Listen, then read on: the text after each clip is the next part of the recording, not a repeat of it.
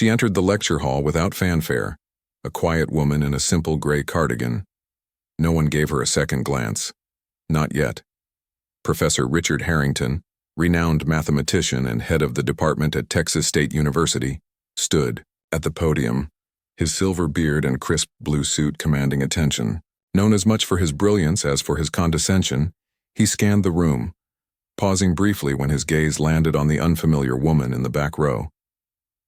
Sarah Mitchell adjusted the sleeves of her cardigan over her white blouse.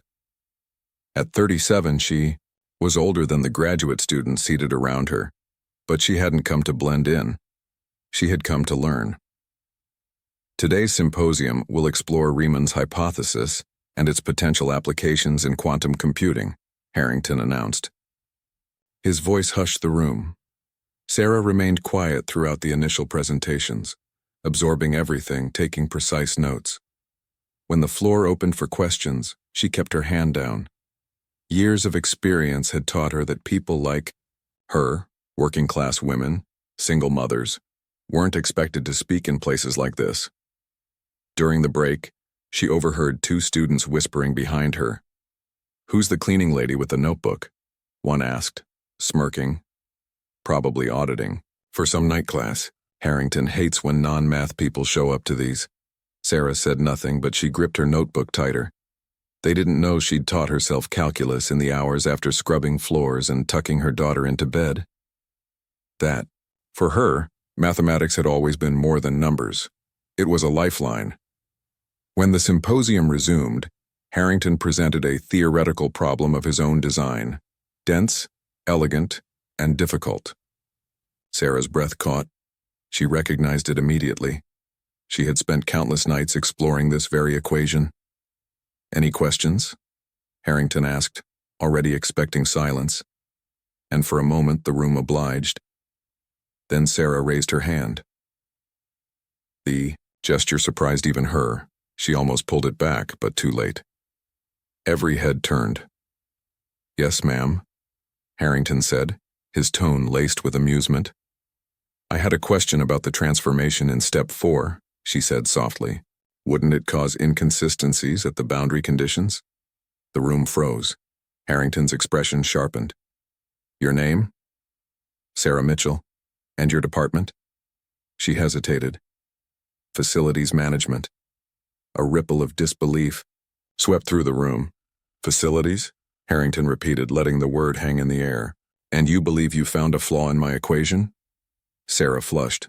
"Not a flaw exactly, just..." "Perhaps," he cut in, "you should stick to pursuits more aligned with your background." Laughter followed. Sarah wished she could disappear, but Harrington wasn't finished. "If our guest from facilities is so confident," he said, "why not demonstrate her insight? Please, come to the board." Silence.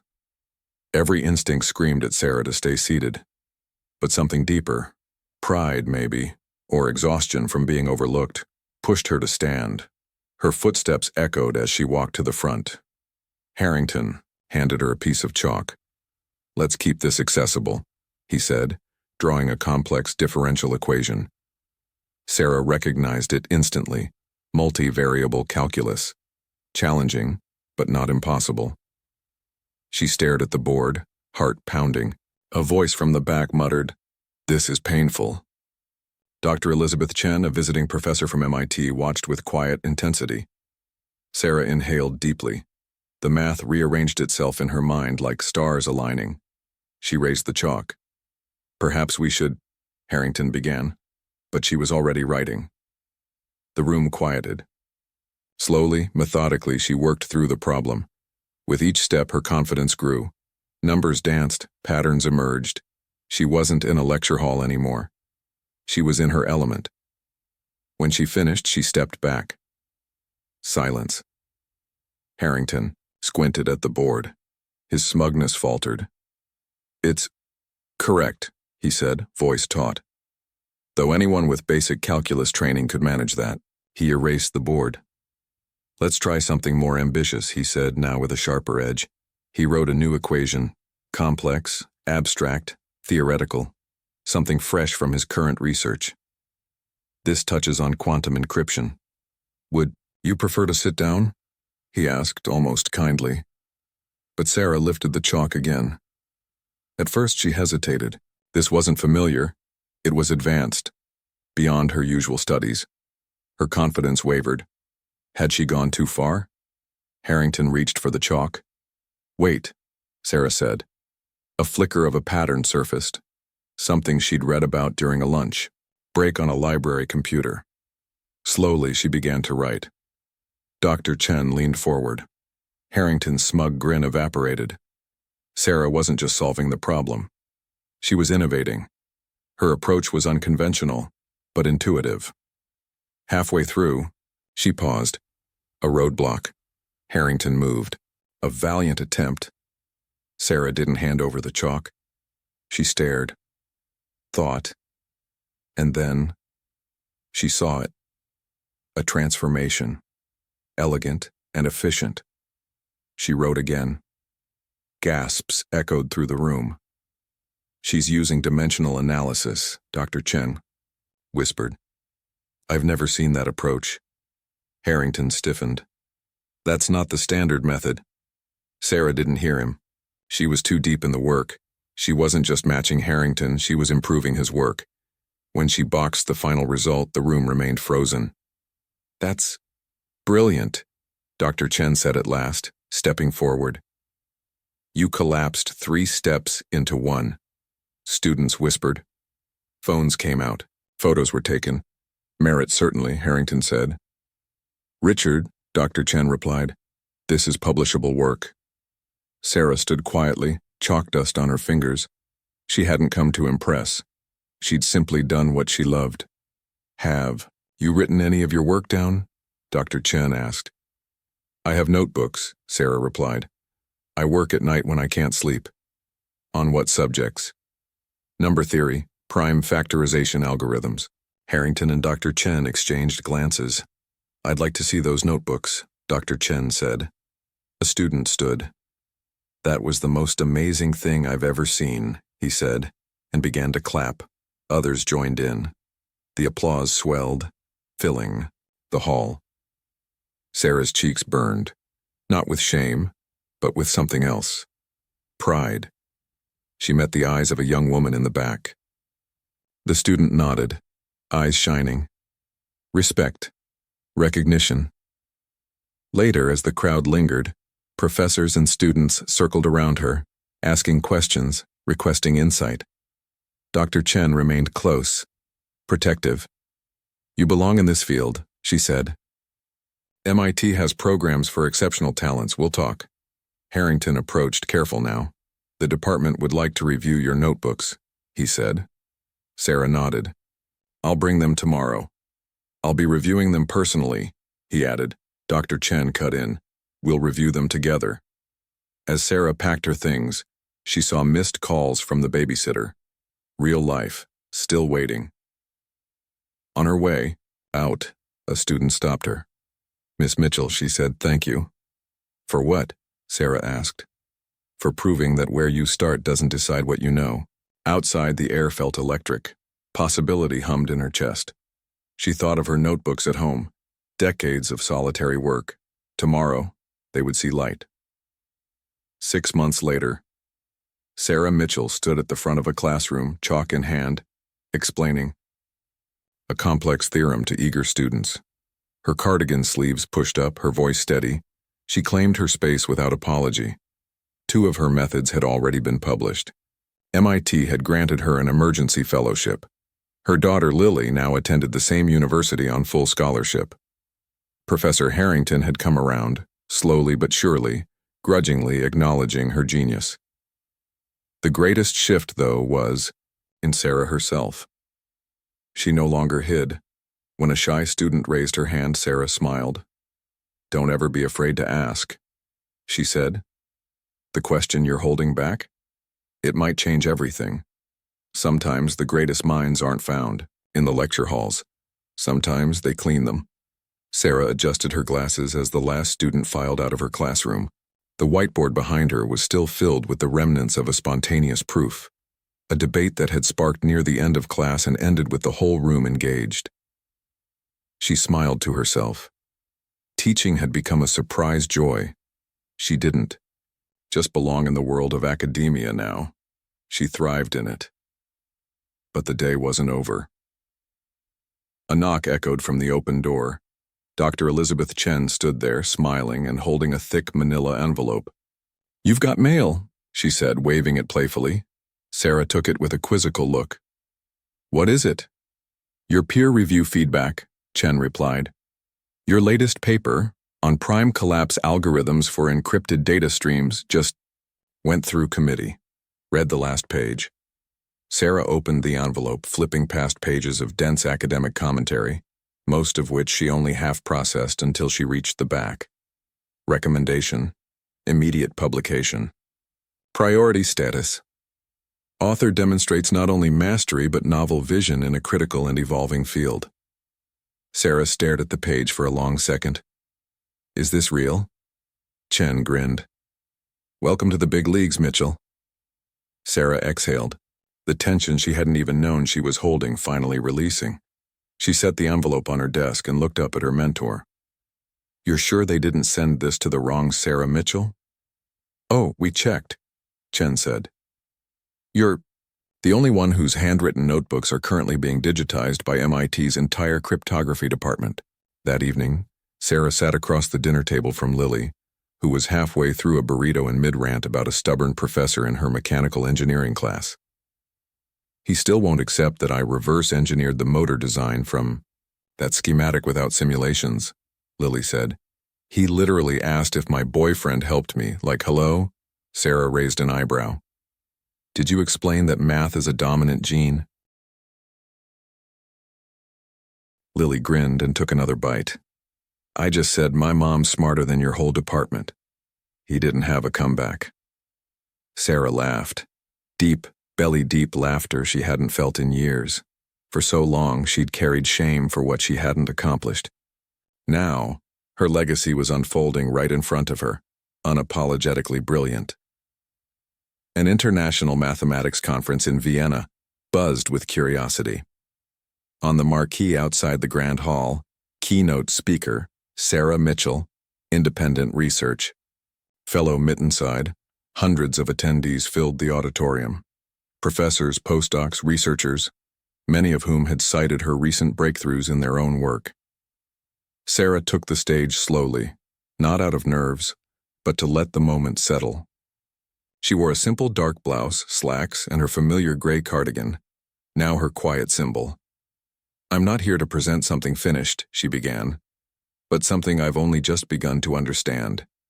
She launched into a new theory, one born from her sleepless nights and grounded not in academic tradition, but in curiosity and persistence.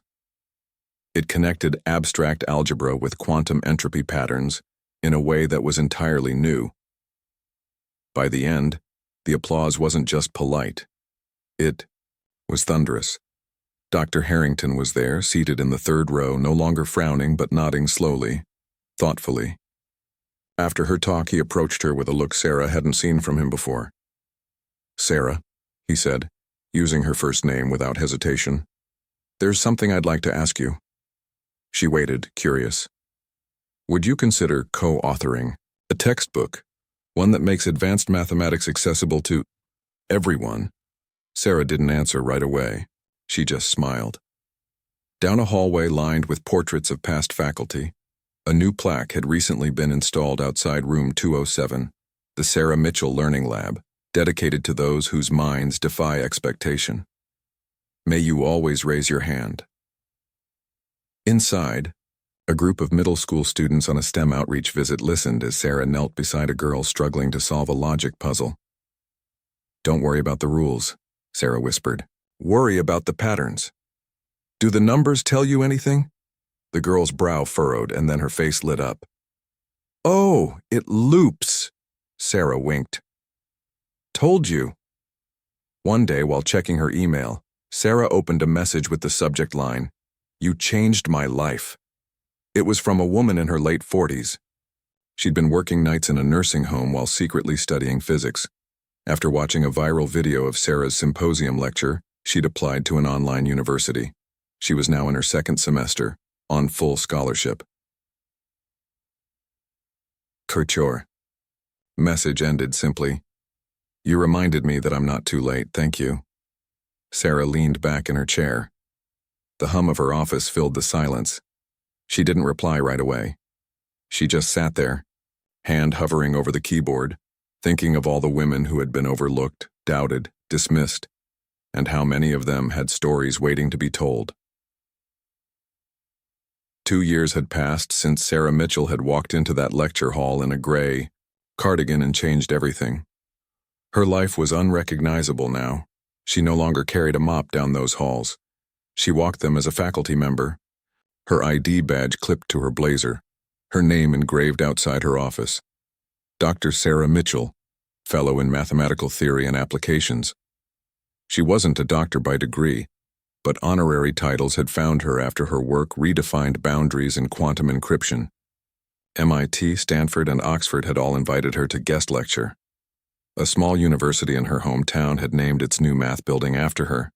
Yet for all the accolades, it wasn't the awards or papers that defined her new chapter. It was what she chose to do with the voice she had earned.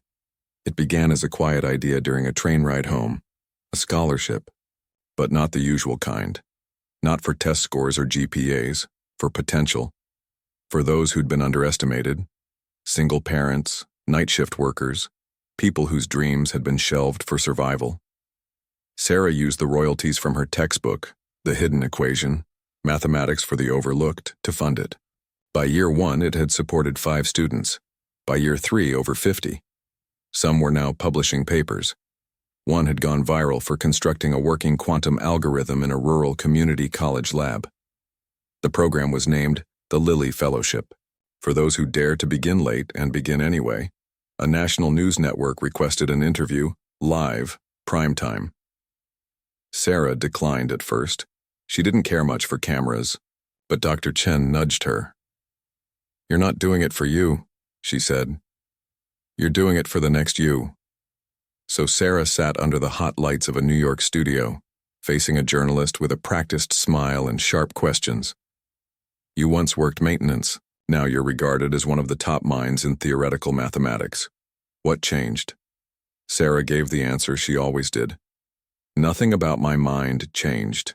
People just started listening." "And what do you say to those who question your lack of formal credentials?" "I say the universe doesn't ask for a diploma before it reveals a pattern." The clip went viral overnight.